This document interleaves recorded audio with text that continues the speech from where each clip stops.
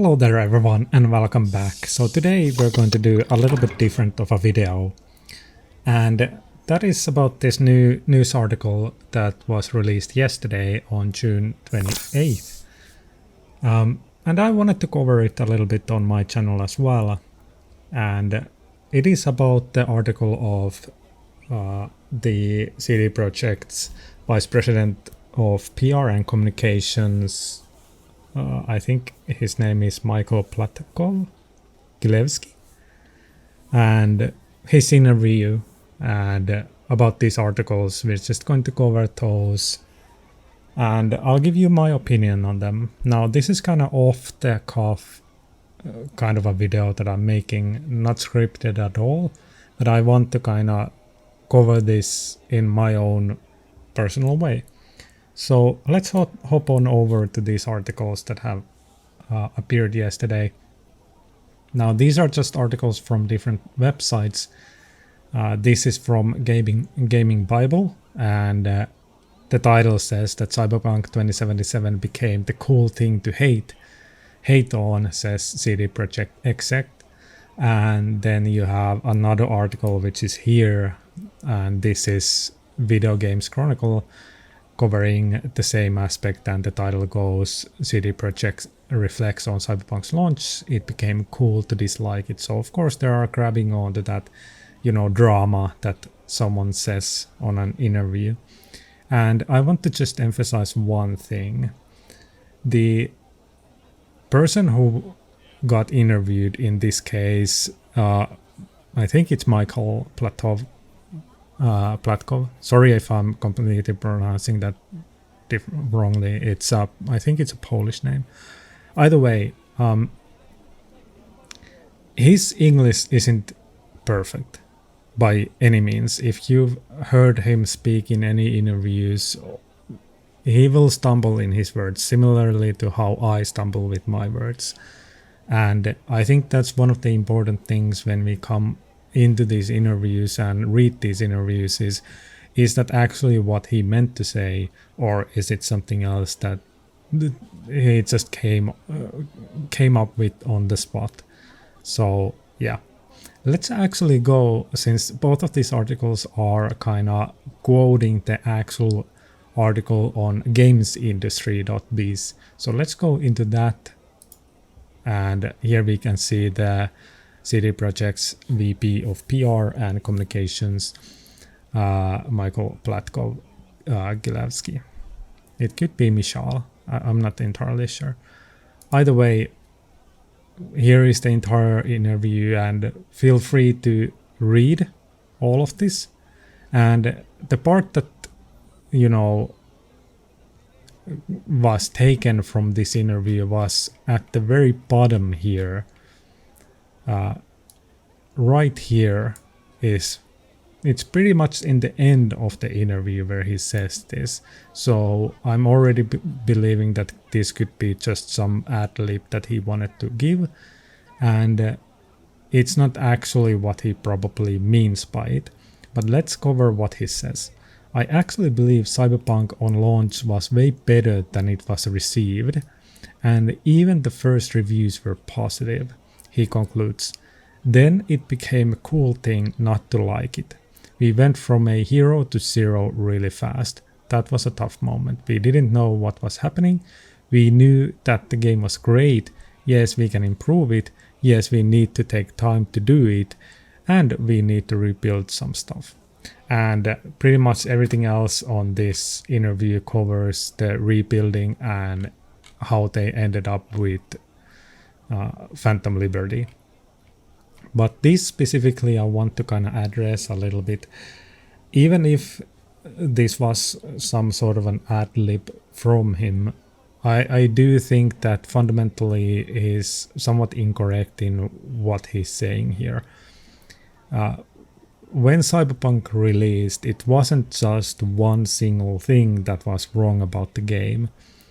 I think a lot of people just hyper focus on the fact that it didn't run well on last gen consoles, and how the game was really unplayable on consoles in general, and people are really hyper focusing on that. but there's multiple aspects to why Cyberpunk 2077 was received the way that it was.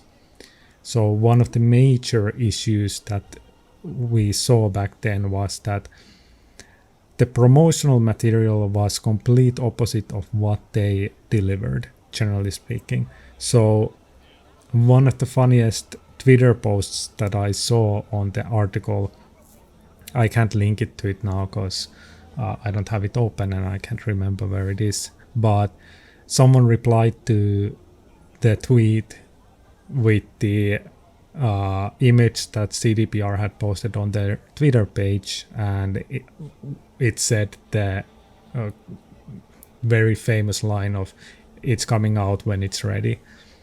And then Cyberpunk 2077 release is unfinished. So hello from the editing side. So I just wanted to add a little snippet here, since I'm talking about the unfinished product that Cyberpunk 2077 was on release. I wanted to add to that generally speaking, the game was completely playable, and in that regard, yes, it's a complete product.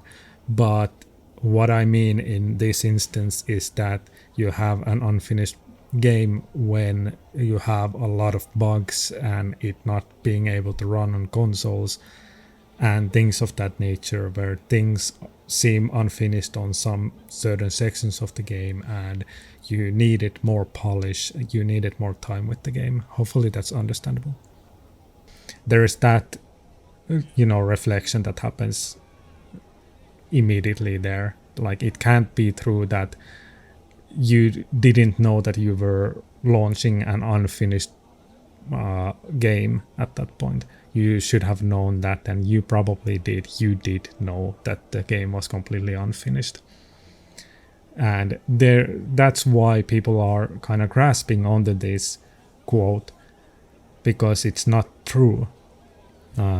You definitely knew that the game was pretty bad on launch, and it didn't just become the cool thing to hate overnight just because it had bugs or it didn't work well on consoles.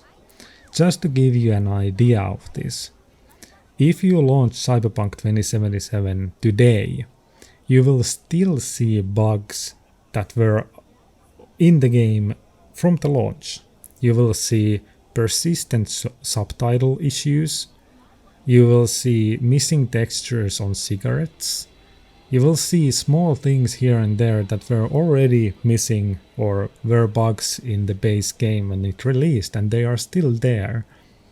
But they have worked a lot in order to kind of get past those, and maybe they are relying on the modding community on PC as well to kind of fix those problems, and then the PC community is kind of fine with things because they can fix the game themselves.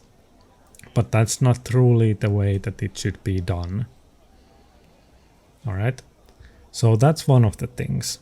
Now, the other part of why this isn't true is, if we look at the E3 presentation, when they kind of introduced Cyberpunk and what it was about, and you could see our character actually bringing some guests over to your house, and you could kind of spend the night with a random NPC, and you could ride around in the metros and whatever have you, like public transport.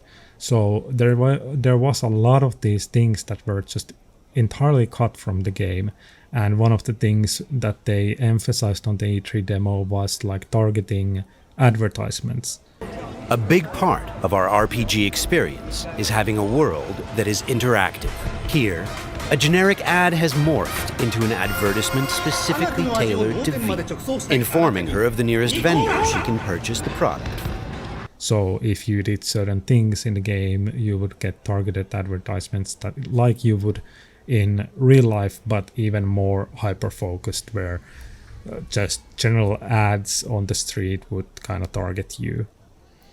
So there was a lot of things in the game that was just plain out cut from the game.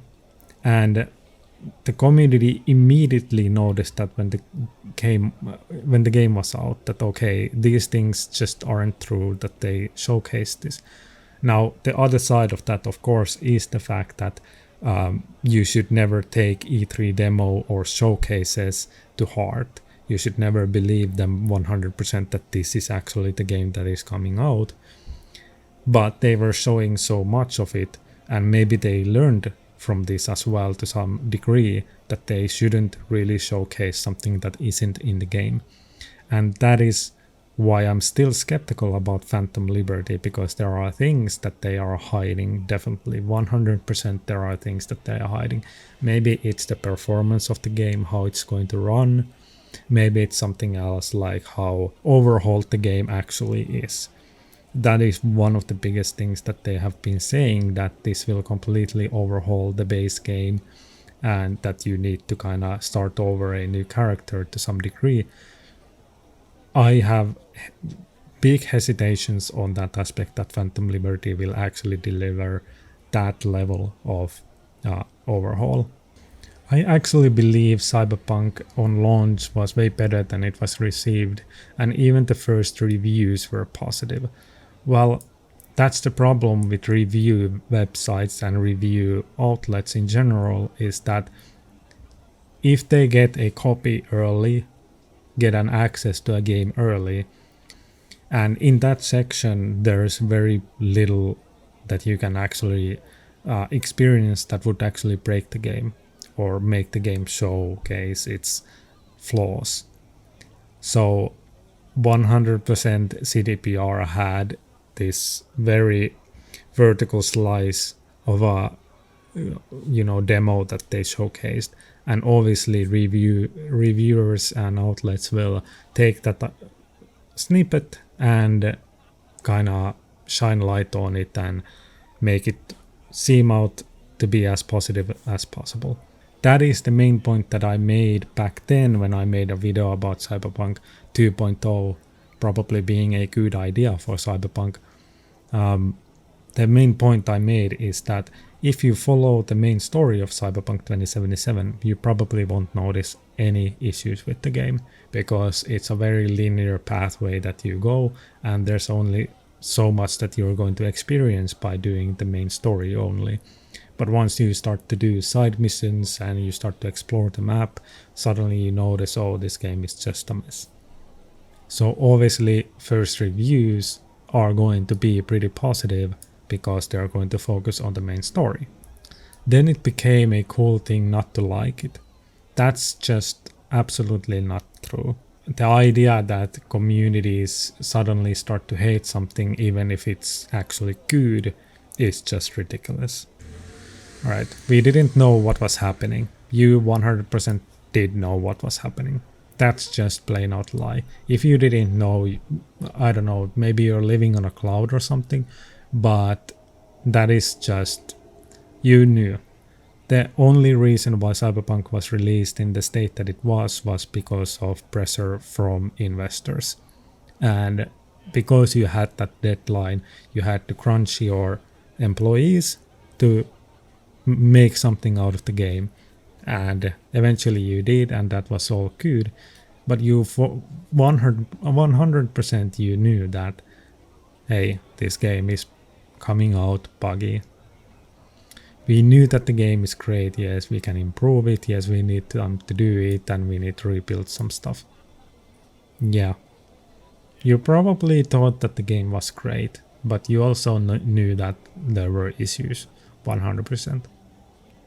I honestly think that this isn't as bad of a thing as, media outlets like Video Gamer Chronicles or Video Games Chronicles or Gaming Bible makes it out to be. But there is still truth in the fact that you definitely knew. So yeah, that's about it for this article. Let me know if this is the sort of thing that you want to see on this channel. Generally speaking, I don't do official stuff like this simply because it's not really my style. But thank you either way, and we'll see you guys on the next one. Hopefully on a little bit more positive note.